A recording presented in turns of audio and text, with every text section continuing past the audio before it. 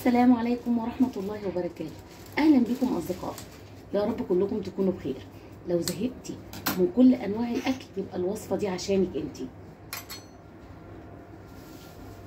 سلطة الطحينة، كبدة بالفلفل وبطشة الثوم، خطيرة وتستحق التجربة. طبعا الأكل بيبقى أمزجة، حضرتك بتحبي تاكليها في فينو، بتحبي تاكليها في عيش، الطريقة اللي انت بتحبي تاكلي بيها الكبدة أكيد هي دي الطريقة المناسبة. لكن ما تنسيش طبق الطماطم المخللة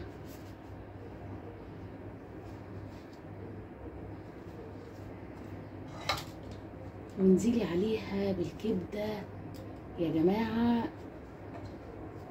خطيرة تسوية الكبدة عشان توصلي الكبدة مستوية من غير ما تشد ولا تجلد معاكي.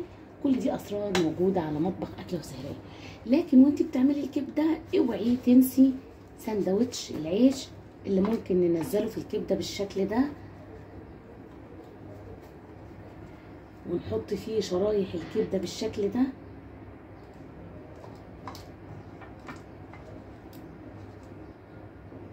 يا سلام يا جماعة، وغرقيها مخلل بالشكل ده. الطريقة اللي بتحبي تاكلي بيها سندوتش الكبدة اكيد هي دي الطريقة المناسبة، لكن تفاصيل الوصفة نفسها مش هتلاقيها غير على مطبخ اكله وسهراية. الطريقة، المقادير، ادخلي معايا الفيديو وادخلي معايا القناة هتلاقي المكونات سهلة جدا وبسيطة. ده نص كيلو من الكبدة، محتاجة عصير ليمونتين 2، محتاجة حوالي 7 فصوص من الثوم. الكبدة هي اساسها طشة الثوم، لكن تتعمل بالطريقة الصح. كل ده هنشوفه مع بعض، خطوة بخطوة. ده فلفل سبايسي هاخد منه قطعة وهضيف عليه ده فلفل بارد. تزودي الفلفل او تنقصي الفلفل ده بيرجع لحضرتك ولحبك للفلفل، سواء بتحبيها سبايسي او بتحبيها سبايسي او بتحبيها بارده. معلقه من الملح، واساس الكبده هي معلقه كبيره من الكمون، معلقه كبيره من الكزبره، نص معلقه من السبع بهارات، تديها ريحه كده خطيره جدا. طبعا الثوم مع الفلفل مع الكمون والكزبره هدقهم لحد لما انعمهم تماما. الدقه دي هي اساس الاكله، هنعمل بيها سلطه الطحينه، هنعمل بيها تتبيله الطماطم اللي بتيجي مع سندوتشات الكبده، هنعمل بيها طشه الكبده، فهي الاساس في الاكله بتاعتنا. هضيف عليها معلقه من الخل وعصير ليمونتين 2. هقلب الدقه دي كلها مع بعضها بالشكل ده. طبعا يا جماعه الكبده ما بتتغسلش، هضيفها هنا في الطبق. هضيف عليها معلقه من التتبيله اللي عملناها. قلبي الكبده بالتتبيله وهنركنها نص ساعه. التتبيله والثوم والليمون والخل يتبلوا الكبده، هركنها تتبل وبعدين هنكمل الوصفه مع بعض. على ما تتبل الكبده هنعمل سلطه الطحينه وهنعمل طماطم مخلله زي بالظبط اللي بتتباع مع سندوتشات الكبده. دي 3 معالق من الطحينه، هضيف عليهم نص كوبايه من الميه السخنه، هضيف عليها معلقه من الزيت مع الميه بتقلبيهم تقليبه واحده فبيمتزجوا مع بعض. هقلب الطحينه مع الميه السخنه مع الزيت لحد ما قوام الطحينه يكون ناعم ويكون كريمي. قوام الطحينه المظبوط اللي انا محتاجاه. طبعا خفيفه بتزودي طحينه، تقيله بتخفي بالميه. انا قلت لك ان الدقه دي هي بطل اكلتنا النهارده، فانا هاخد منها نص معلقه اضيفها على الطحينه. هزود على الطحينه كمون، الكمون بيزيدها حلاوه.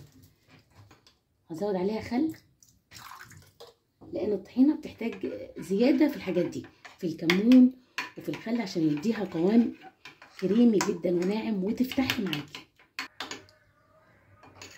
خطيره. طبعا الطماطم لو عايزه تحشيها زي ما هي سليمه كده ده بيرجع لحضرتك وبيرجع لرغبتك. انا هقطعها حلقات عشان تبقى سهله ان انا احطها في السندوتش. الطماطم المخلله هي اساس سندوتش الكبده. نص معلقه من الدقه هوزعها على الطماطم واحاول اقلبها في الطماطم كلها عشان تتبل معايا. الطماطم تعمليها بوقت كافي عشان تتبل وتشرب من التتبيله.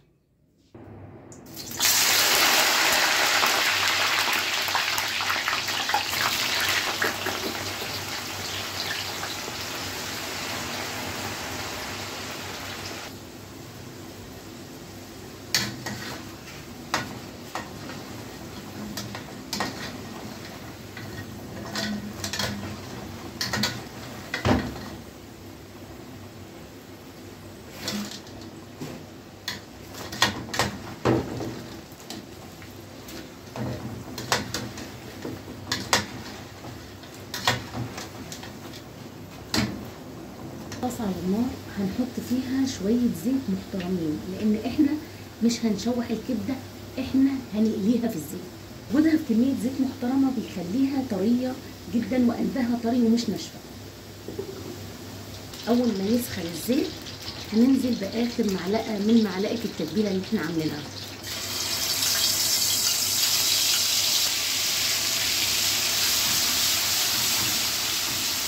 شمي الروايح الخطيره وانزلي بالكبده، لكن ما تنزليش بيها مره واحده.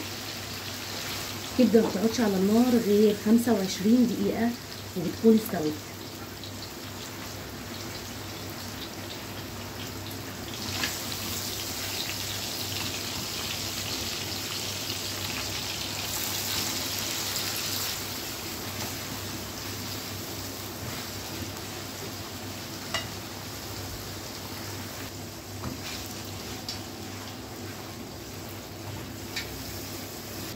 قبل ما تطفي ب5 دقايق هننزل بميكس فلفل سبايسي وفلفل بارد او نوع واحد بس زي ما بتحب.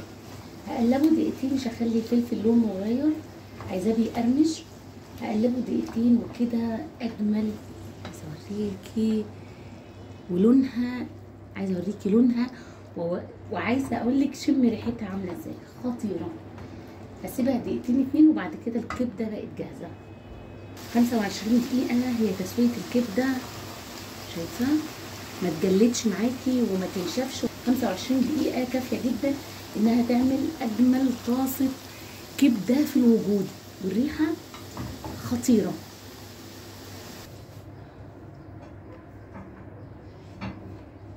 عملنا الكبدة، قلنا بطاطس مقرمشة جدا والطماطم المخلله وميكس من تشكيله المخلل وسلطه الطحينه. وبكده اقول لك استمتعت جدا معاكي بالفيديو، يا رب اكون فدتك ولو بمعلومه بسيطه، واستودعكم الله واشوفكم فيديو تاني جديد.